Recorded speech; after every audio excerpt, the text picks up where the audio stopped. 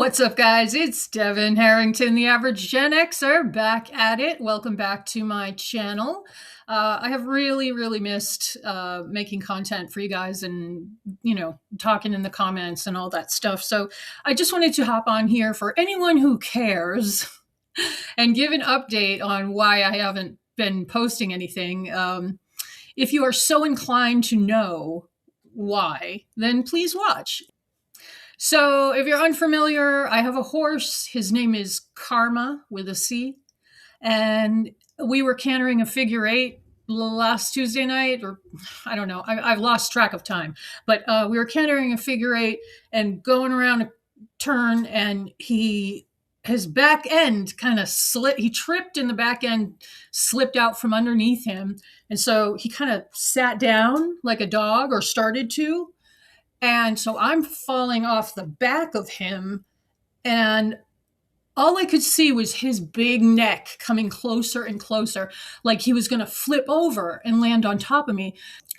And that is a not uncommon accident working with horses. In fact, I knew a girl whose horse flipped over on top of her when I was a kid, and it was awful. She broke her pelvis in like 6 places. So that was what I was thinking as I saw this neck coming at me.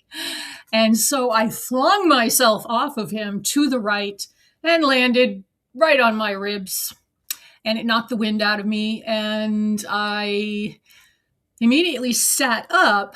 And I should have known that something was broken just by the sound of trying to catch my breath. It didn't sound like it normally does, because I've been riding for years and years and years. I've been thrown from my horse. I think this was like the 8th time, and nothing ever happens. I mean, you get bruised up, your back might hurt for a few days, but then you just carry on.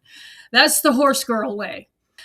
To his credit, my beast stopped dead as soon as he realized he had lost me. He just stood there and watched me try to catch my breath. And then I have never ended up in the hospital because of a horse accident. So I figured, yeah, I'm sore. It's going to hurt for a little while, but I'm okay.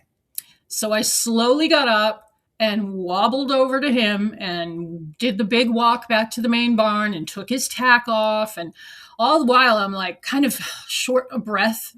And, it was starting to occur to me that this was not just the normal falling off of him. So long story short, I walked him back to his stall and got in my car, and I almost went home, but the pain was starting to get considerably worse.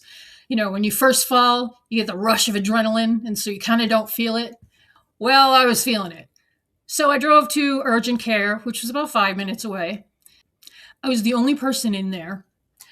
The entire team like surrounded me. And when they found out I had fallen off my horse and I told them there was pain there, they're like, you got broken ribs. Broken ribs is such a common injury. Think about it. Every mammal on Earth has a rib cage. And some that are not mammals have a rib cage.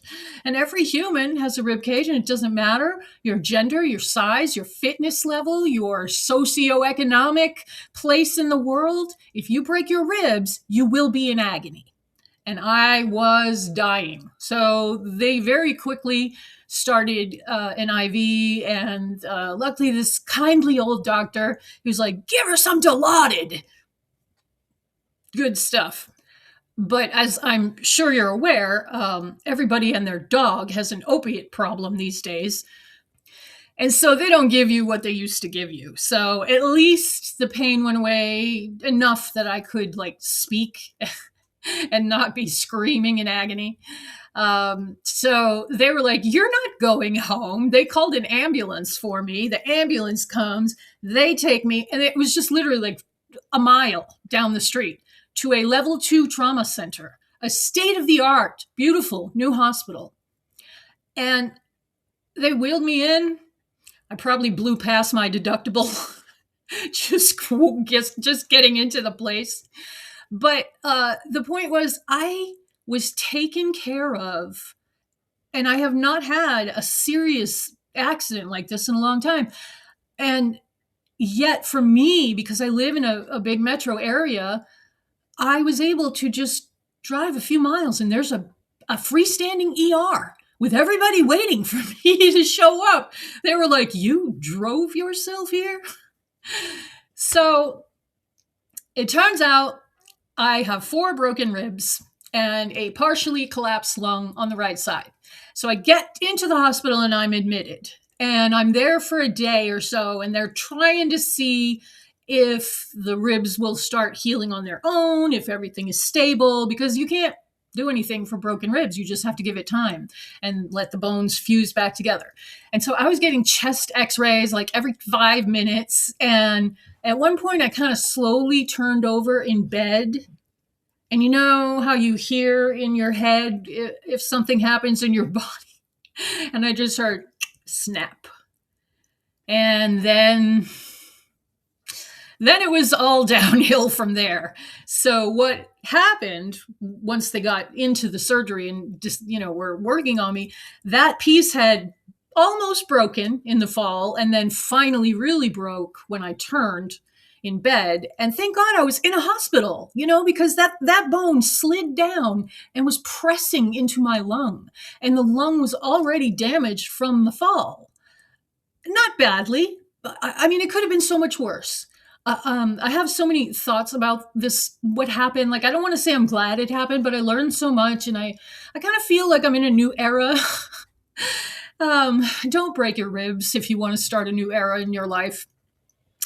Anyway, I was in the hospital for a week and I was very humbled by my little group of friends who not necessarily don't know each other, but they all came together and I mean, they bought flowers. I had like all kinds of flowers on the thing. And it was just really touching.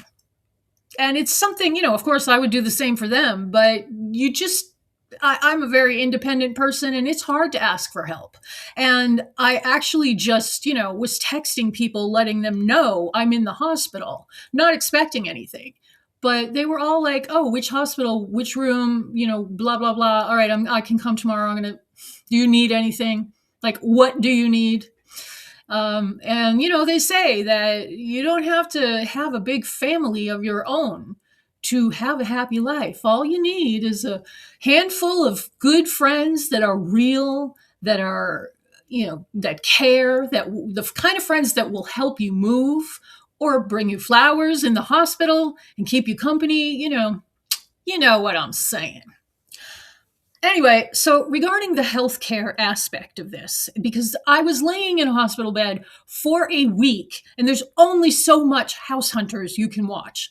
And so I had this on my mind, like, if this had to happen, I had the smoothest experience in getting the care I needed.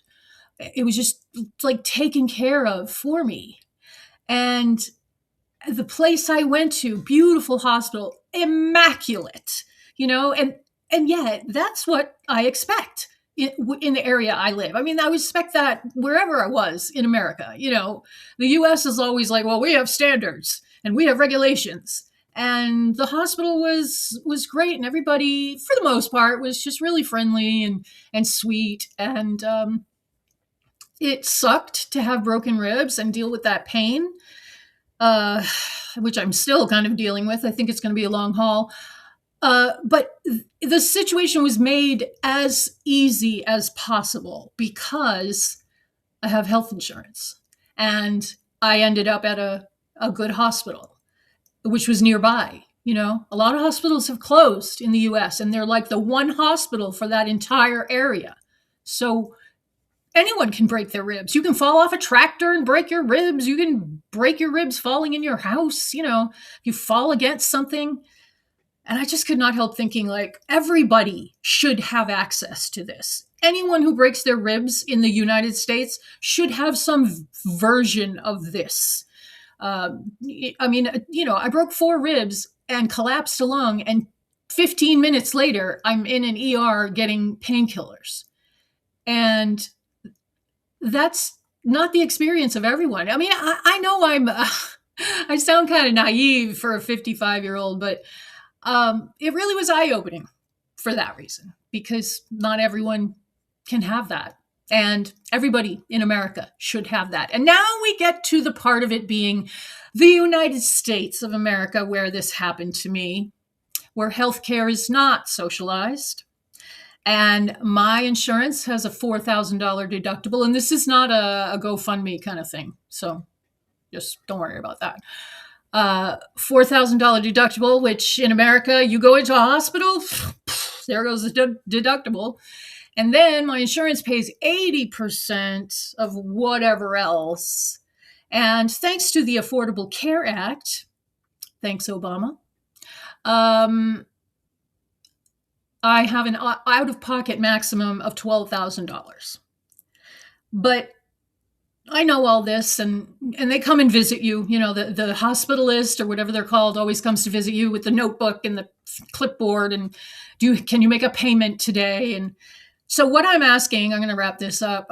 If you are outside the United States and get healthcare of some kind, like what is it like in other countries? Because Americans have had it burned into our brains that socialized medicine would cost everyone more money. And yet all of these studies are done and all of these reports come out that it would be fucking cheaper if we got rid of the insurance companies. And you know how America works. The insurance companies own the government, so we're stuck. But I would love to hear from anyone outside the US, or if you were traveling to a different country and, you know, broke your arm or something. What is it like? Because, you know, everything's hunky-dory right now. I'm on the mend. I have a good job with a good boss who said, just take care of yourself. You know, I get to work from home. So I was able to go back to work this Tuesday. I mean, I'm so grateful for all of this. But this is the United States, and the bills are going to start coming. And you get a bill from the hospital. And then you get another bill from the anesthesiologist. Then you get another bill from the PT. You know, the system is fucked. But you all know that already, probably.